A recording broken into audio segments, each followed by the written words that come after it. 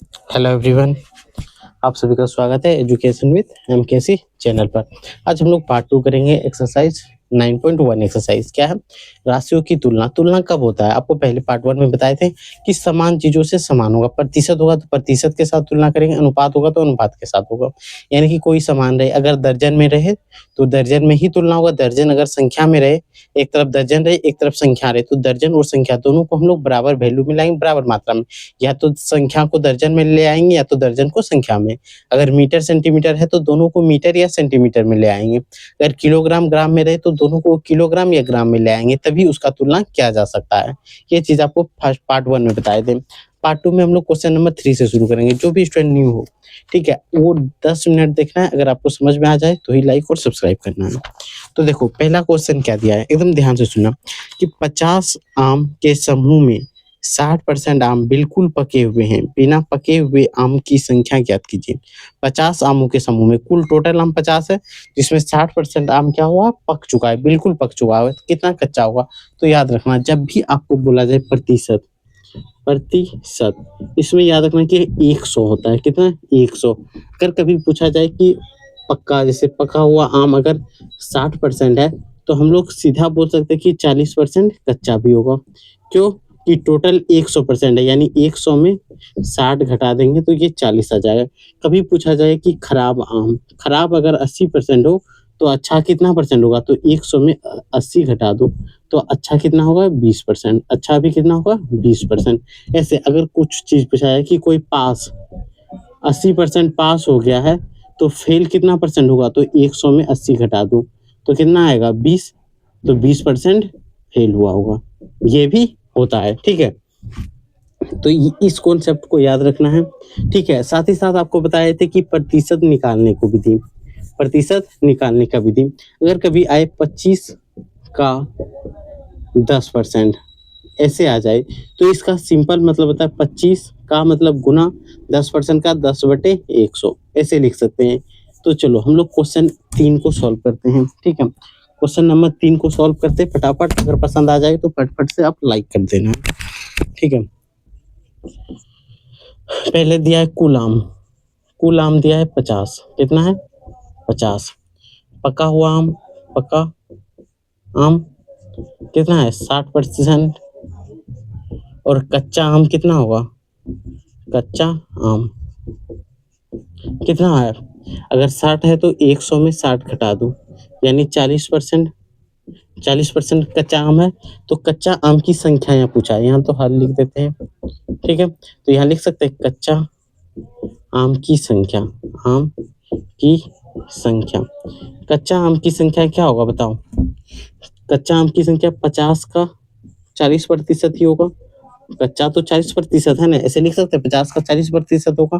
तो यहाँ लिख देते हैं 50 का मतलब गुना 40 का मतलब यही होगा। परसेंट को हटा के 100 बिठा दिए, 0 से 0, 0 से 0, 4 पंचे 20, तो 20 आम कच्चा होगा।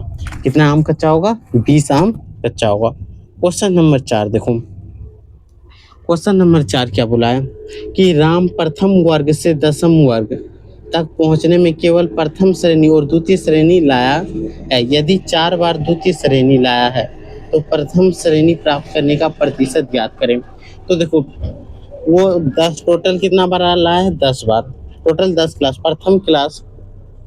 प्रथम कक्षा से 10वीं कक्षा तक जाने में क्या होगा? 1 से 10 तक गया है, जिसमें से 4 बार, कितना बार? 4 बार वो प्रथम लाया है, 4 ही बार न लाया है। तो द्वितीय, यदि 4 बार द्वितीय श्रेणी लाया यानी सेकेंड, ऐसे लिख सकते हैं सेकेंड श्रेणी।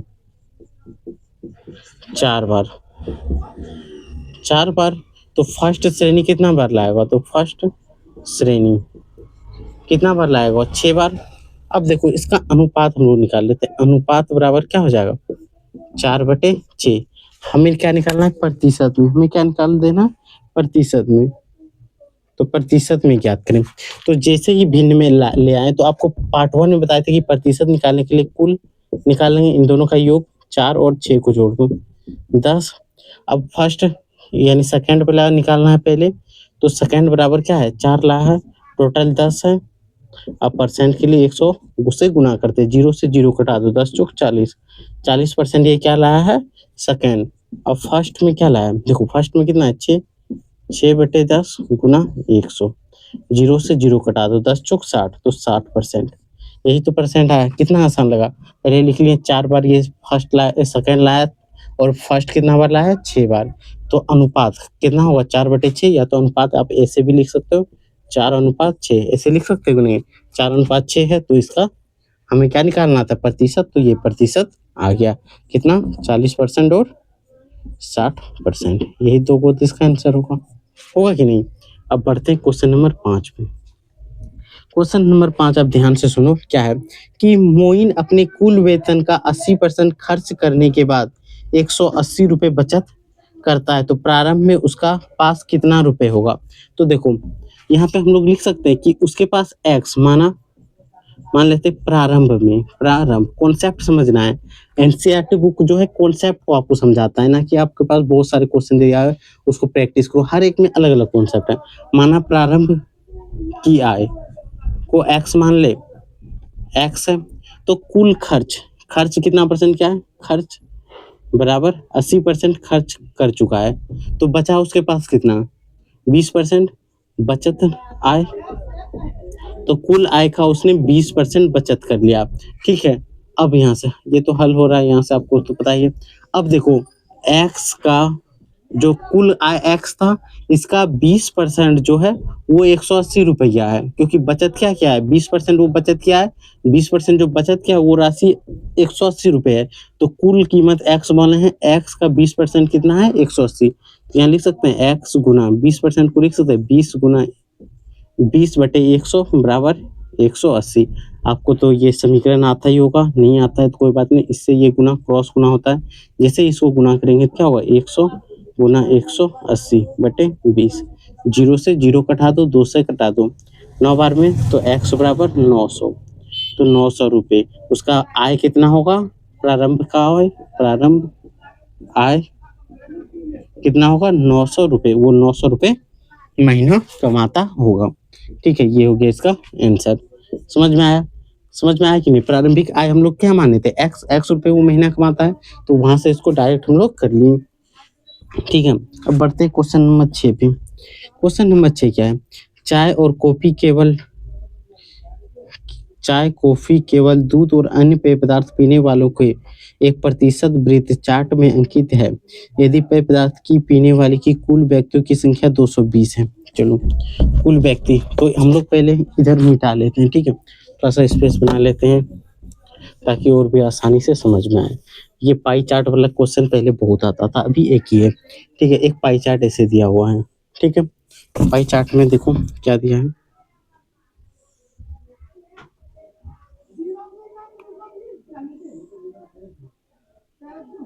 यहाँ है दूध, यहाँ है कॉफी, यहाँ है चाय, यहाँ है अन्य पेय पदार्थ।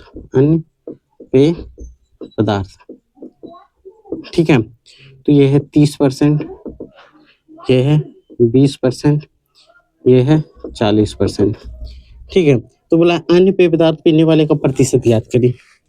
तो कुल देखो, कुल प्रतिशत कितना होगा, 100। इसको अगर जोड़े तो कुल प्रतिशत कितना होगा, 100 होगा।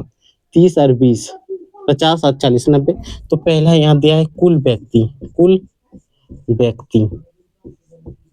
220, यही दिया है क्वेश्चन नंबर 6 का 1 नंबर। देखो यहाँ पे 1 नंबर क्वेश्चन क्या बोला है, अन्य पेय पदार्थ पीने वाले की प्रतिशत ज्ञात कीजिए। अन्य पेय पदार्थ, तो अन्य पेय पदार्थ पीने वाले व्यक्ति की संख्या, व्यक्ति की प्रतिशत बोला है ना, पीने वाले का प्रतिशत ज्ञात करें, पीने वाले का प्रतिशत ज्ञात करना है। तो देखो, तो टोटल कुल कितना प्रतिशत है, अन्य पेय पदार्थ वाला कुल माइनस अन्य पेय पदार्थ बराबर क्या हो, कुल माइनस कॉफी प्लस चाय प्लस दूध, इनके प्रतिशत को जोड़ दे के घटा दे तो आ जाएगा। कुल तो 100 होता है, माइनस कॉफी पीने वाला कितना है 20, चाय पीने वाला 40, दूध पीने वाला 30, तो यहाँ से कितना हो गया 100 माइनस 20 और 40, 60 30 90, 90%। जब टोटल 100% में घटाएंगे तो ये 10% होगा, होगा कि नहीं।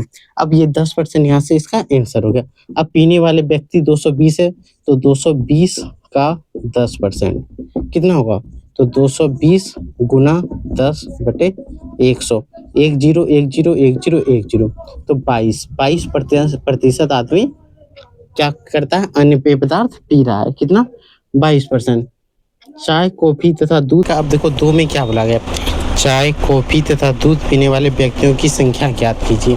चाय कॉफी दूध पीने वाले की, ठीक है, सिंपल यहाँ क्या बोला है, चाय कॉफी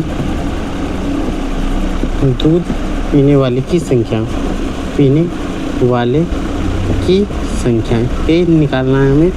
देखो यहाँ तो हम लोग अन्य पेय पदार्थ तो इतना पी रहा है, अन्य पेय पदार्थ पीने वाले व्यक्ति, पीने वाला व्यक्ति यह है कि नहीं।